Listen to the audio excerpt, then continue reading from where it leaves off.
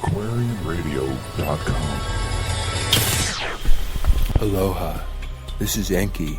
You know me as Aquarius, and this is our age, the Sata Yuga. Time to celebrate with us. We have programs on all chakra tantra, love styles and relationship choices, counseling strategies and techniques that you can use at home. We have extraterrestrial radio where we deal with alienology, paranormal people, and we have an experiencers network. We have a section called Ancient Aliens, and the programs therein are Enki Speaks, Nimma, the Mother of Humanity, has her program, and we revise ancient anthropology. And most important of all, we have peace paradigms, because this is the age of peace. Harmony and understanding, sympathy and trust abounding. No more falsehoods or derisions. Golden living dreams of visions, mystic crystal revelations, and the mind's true liberation.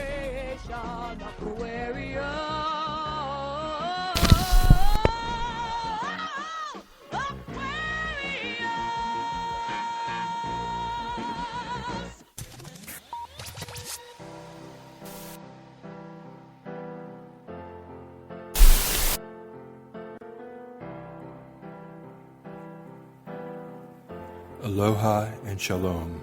This is Dr. Sasha Lessin. I'm a PhD anthropologist from UCLA, and I've studied people all over the world, in all times and all places. And we are one big family. We are all so related.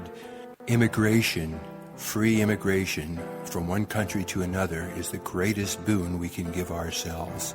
It lets people get skills, send money to poor people back home. And I hope that this program will help us remember what our Statue of Liberty says beneath it. Give me your tired and your poor, your humble masses yearning to be free, the wretched refuse of your teeming shore.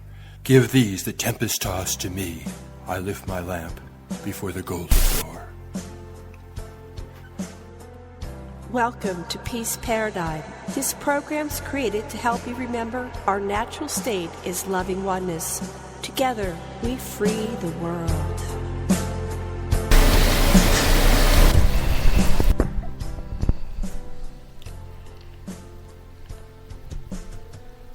Aloha, and welcome to Aquarian Radio at aquarianradio.com. Today is August 14th, 2013. It is a Wednesday. Today's show is an episode of Peace Paradigm. And the title of today's show is Nation Building at Gunpoint, based on a Los Angeles Times article from Tuesday, August 13th, 2013, by Gian Gentili. Before we read this wonderful article, I want you to listen to a song that Dylan and others sung called The Eve of Destruction, because it's as true today as it was when it was written many decades ago. I'm going to recite for you most of the words from Eve of Destruction by P.F. Sloan. This was a song Dylan sung and others that moved us who were starting to really become awake when the war in Vietnam. And the weird thing about this Eve of Destruction is even though it was a 60s song, it's totally applicable to the situation right now, and the only thing that's different is that if you're 18 years old, you get to vote before the assaults. When this song was written, it was conscription, and now there's just a volunteer army so far. Okay, so The Eve of Destruction by P.F. Sloan.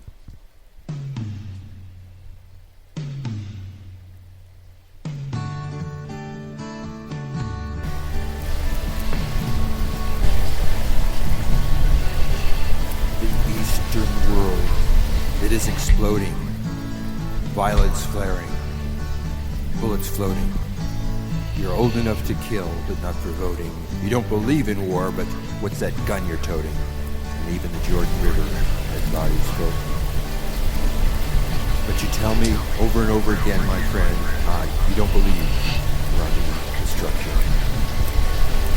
Don't you understand what I'm trying to say? Can't you feel the fears I'm feeling today? If the button is pushed, there's no running away. There'll be no one to save with the world in a grave. Take a look around you, boy. It's bound to scare you, boy. Yeah, my blood's so mad, feels like coagulating. I'm sitting here just contemplating. I can't twist the truth. It knows no regulation. Handful of senators don't pass legislation, and marchers alone can't bring integration when human respect is disintegrating. The whole crazy world is just too frustrating. Think of all the hate there is in China, then take a look around to Selma, Alabama. You may leave here for 4 days in space, but when you return, it's the same old place. The pounding of the drums, the pride and disgrace. You can bury your dead, but don't leave a trace. Hate your next door neighbor, don't forget to say grace. And tell me over and over again, my friend, you don't believe we're on the eve of destruction. No, you don't believe we're on the eve of destruction.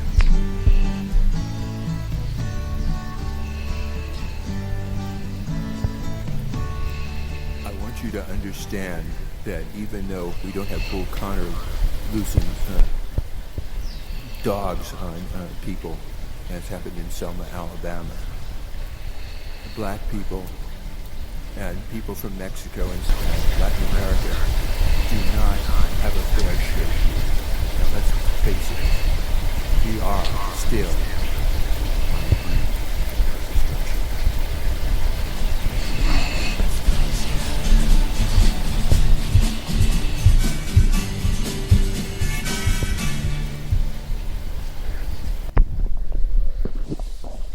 Okay, we would like to read you this article from the Los Angeles Times, Tuesday, the 13th of August, and it's called Nation Building at Gunpoint, and it was written by Gian Gentile. Quotes, Many years ago, the British historian Hart pointed out that the object of war should be to produce a, quotes, better state of peace. If that is what earns a war a passing grade, I don't think it ever does, then the United States deserves a failing grade. It's not. We did not leave a better state of peace for Afghanistan. We did not leave a better state of peace for Iraq.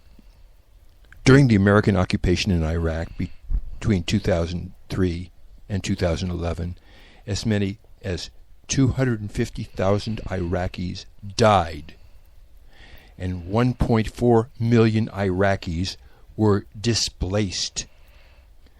Nearly 5,000 members of the American military were killed, with many thousands more suffering life-altering wounds, physical and mental. By most estimates, the United States has spent about $3 trillion on its nation-building efforts.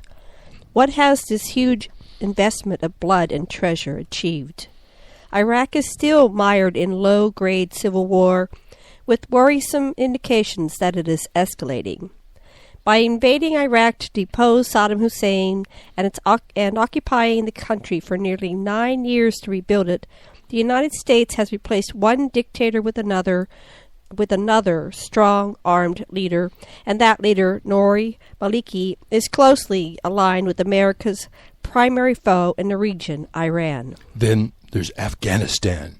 Since early 2000, more than 2,000 Americans have been killed there, and many more seriously wounded. 2002, honey. Early 2002. Oh, I said something else? 2000, yeah. This is after 9/11, so early 2002. Oh, thanks. Thousands of Afghan civilians have also been killed. The United States has spent close to $1 trillion trying to turn Afghanistan into a modern, functioning state. What has the United States achieved?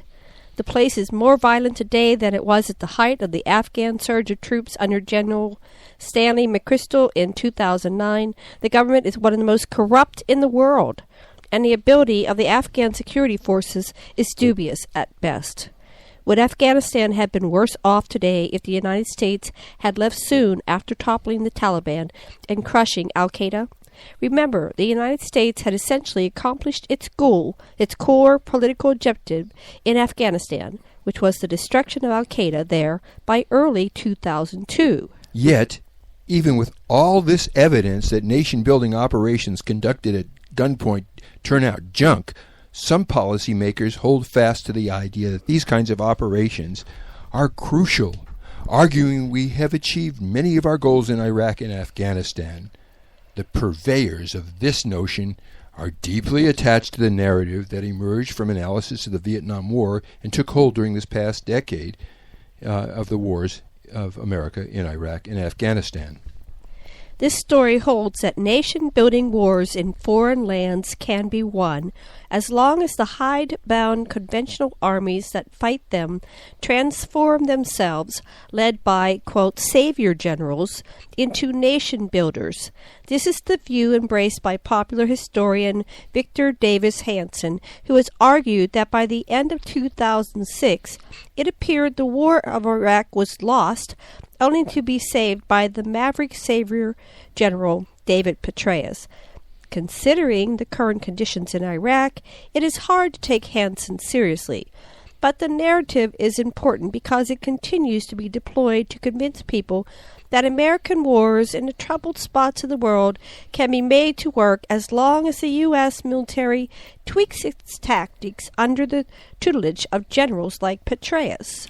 One of the leading proponents of the efficacy of American nation-building operations, retired Lieutenant General Nagy, has acknowledged that America's wars in Iraq and Afghanistan and future wars of this type are likely to be unsatisfying. His point is that these wars of American foreign intervention to, quotes, change entire societies take a long time, cost a lot, the results are often inconclusive, and unsatisfying. Success is measured by the tactics of these wars and the savior generals who supervise them. Did a surge produce some sign of success? Were fighting forces able to pivot from war-making to nation-building? These things seem to be enough for some policymakers, even when over the long run the truth points to the futility of transforming a foreign nation at the barrel of a GI's gun. The proof is America's very unsatisfying wars in Iraq and in Afghanistan. Unsatisfying. The American people should not accept a narrative that suggests that nation-building wars are worth fighting simply because they've been fought. Instead, demand that senior military officers and the elected representatives commit themselves to wars that stand, the author thinks, that stand a chance of creating a better state of peace. But this is Sasha Lesson. I can tell you that no war is a good war. You can't fight for peace. Absolutely not. One of my teachers, Margaret Mead, said, there is an enemy, and the enemy of humanity, she said, is war. And I can tell you where war came from. War was the model that the Nibirans, who came here to mine gold, trained us to engage in, to kill one another, and to use weapons of mass destruction against each other. And if you want to see how that came down through the Illuminati to the secret government that rules the world today, take a look at my sites, World Peace Association. I just wanted to add that I am the daughter of a man who fought in World War II. And his father fought in World War I, and all of his brothers fought in wars, and all that happened was it created a paradigm where my poor father came home and he suffered from post-traumatic stress disorder, and nothing has changed. Nightly we would watch the scorecard of the Vietnam War at dinner table, and it was disgusting, and it was all false. How many Americans died? Well, they always had 1 or 2 or 10 or none compared to the 50 or 100 of the Vietnamese army they would kill, and it was just a bunch of bullcrap. So anyway, I hope to see the end of all this stuff. I don't think it's really real. I urge all military personnel abroad to return to your bases, lay down your weapons, and demand shipment home. End the war. Stop participating, and then there isn't any wars. Knowledge heap. Thank you very much for listening.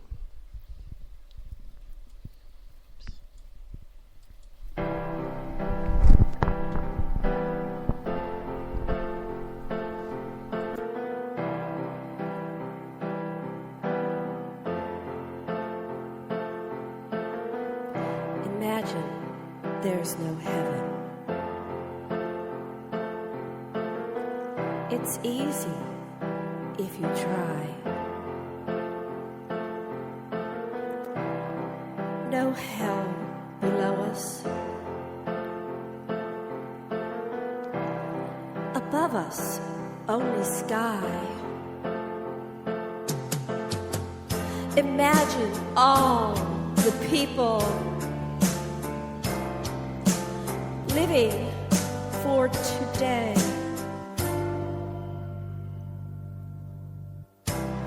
Imagine there's no countries. It isn't hard to do.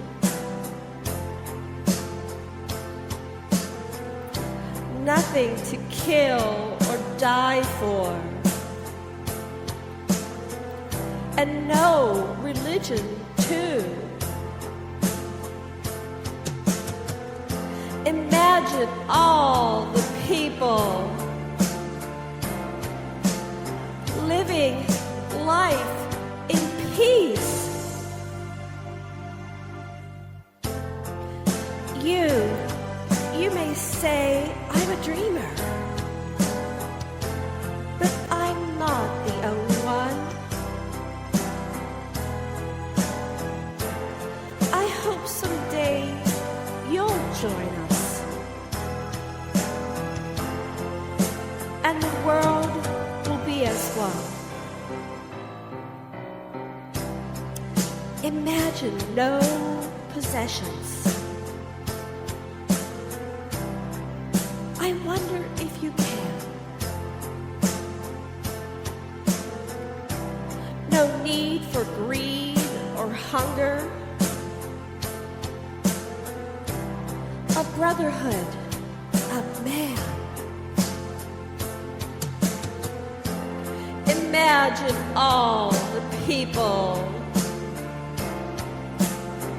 sharing all the world.